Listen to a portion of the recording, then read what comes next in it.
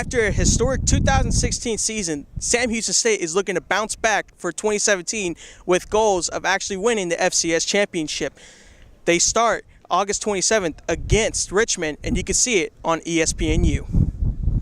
Police reports have shown that there has been an increased number of break-ins here in Huntsville, Texas, and every car is being targeted. Nearly a week after punching their ticket by winning the Southland Conference Tournament, the Bearcats pulled off an upset against Arizona last night, 5-4, earning them the winner's bracket game against Texas Tech later on tonight. Sam Houston State had a special guest during homecoming week, and let's just say Sammy the Bearcat was very excited about it. The Houston Zoo's own Hannah the Bearcat paid a visit to Sam Houston State to meet the students and some of the faculty. She's just 10 years old, and this is her third year visiting the school. She's also one of the only few Bearcats in captivity in the nation. For some students, it was their first time seeing a Bearcat. President Hoyt and Sammy were there to greet Hannah and also got a chance to get up close to her. Even Sammy tried to win Hannah's heart, and looked like he did, so good luck to them two in the future. The ceremony is in its 96th year, making it one of the oldest traditions at the school. Several students attended the event to see the tree light up the university, bringing in the holiday spirit.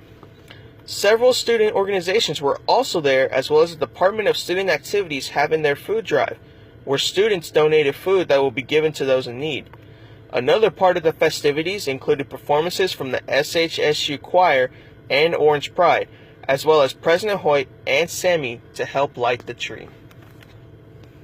In April of 2015, the rec center took heavy damage following the storms from that day. Key Jenkins explains what happened inside. And the water was filling up. There's glass on one side and there's a brick wall on the other, and it filled up to so much pressure that it broke and collapsed the whole wall. It was something that caught national attention. While the bottom floor took most of the damage, there was water damage around the pool area, in the weight room, and even some of the gyms inside the rec center. The damages cost about $1.8 million, with insurance claims still being handled 1 year later. There have been new measures, including redesigning the bottom floor, taken to prevent from something like this happening again. We had some of those areas redesigned. For instance, in the climbing gym, I had said earlier that the windows went wall to wall, and now the windows don't go floor to ceiling. They just go a third of the way down, and the rest of it's concrete, so that we don't have that collapse. So we have put in engineering structure so that it is more supportive to ensure that that won't happen again. We've added more drains. The university is embarking on. It's been over a year since the rec center has taken damage from the floods of April of 2015, but since then, no damage has been taken. I'm Chris Olivo for Cable 7 Huntsville. It's that time of the year again. The red carpet rolls out for the annual Miss Sam Houston pageant. This year's pageant was put together by the school's program council and student activities. For those who are not familiar with the event, there are 16 girls that represent different organizations across campus with one goal in mind: the grand prize. The winner receives a $1,000 education award, a meal plan courtesy of Airmark, and represents Sam Houston State in this year's Miss Texas Scholarship pageant. Their organization will also receive a $500 award. The origin of the pageant dates back several decades ago, where it was formerly known as the Bathe and Beauty Review, which was hosted by the Caroline Belvin Literacy Society. It wasn't until 1949 that the name was changed to Miss Sam Houston. The pageant didn't disappear around the late 1980s, but saw a revival in 2010 thanks to the program council. In 2011, the first Miss Sam Houston winner was crowned in more than 30 years. Now fast forward to 2017, with the contestants working hard since November with help from last year's winner, Josiah Shorts. I am so excited. I actually had the privilege of working with the girls personally from day one, and the growth that I've seen with these girls, I'm so proud of them. And no matter who wins tonight, I'm going to be so excited because I feel like they're my babies at this point. But they have grown, not just, in pageantry, but I think young women in general, and this process is about growth, and I'm so excited that I was able to experience that with my class of Miss Sam Houston contestants as well as the 2017 class. For the 7th consecutive year, Sam Houston State has rolled out the red carpet. with high anticipation and excitement. This year's is going to be a good one. I'm Chris Olivo for Sam Houston Network. America might be the land of the free, but during 2013, America had the highest incarceration rate in the world. As of 2016, approximately 2.3 million people are in custody of the American criminal justice system. According to the New York Times, almost 1/3 of the American population have been arrested at least once by the age of 23. With job competition increasing and criminal records becoming easier to access through the internet, even the smallest misdemeanor charge can cause trouble for those seeking employment. I'm Chris Olivo, and this is a breakdown on how not to get arrested. So to recap, don't do anything illegal, be honest and respectful to the officer questioning you, and most importantly, and stay out of jail. Thank you for watching. I'm Chris Olivo. Have a good night.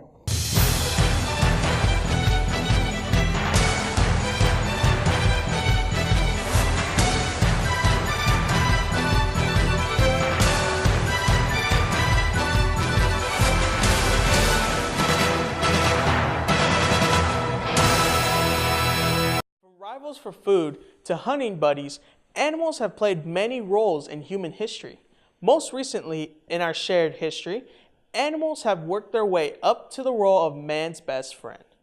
According to a 2016 survey done by the American Pet Products Association, more than 2/3 of American households own at least one pet, with cats and dogs being the most common choice.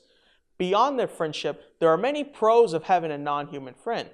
While pets can certainly warm hearts, they also have been found to contribute to overall heart healthiness. The National Institute of Health has found that an animal companion can lead to reduced blood pressure and cholesterol levels in their human counterparts. Furthermore, animals have become increasingly important for their assistance of the disabled or ill. Thus, in many ways, pets take care of their owners almost as much as their owners take care of them. But what happens to those pets that are abandoned by their owners?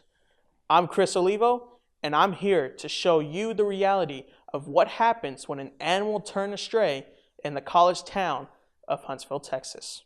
With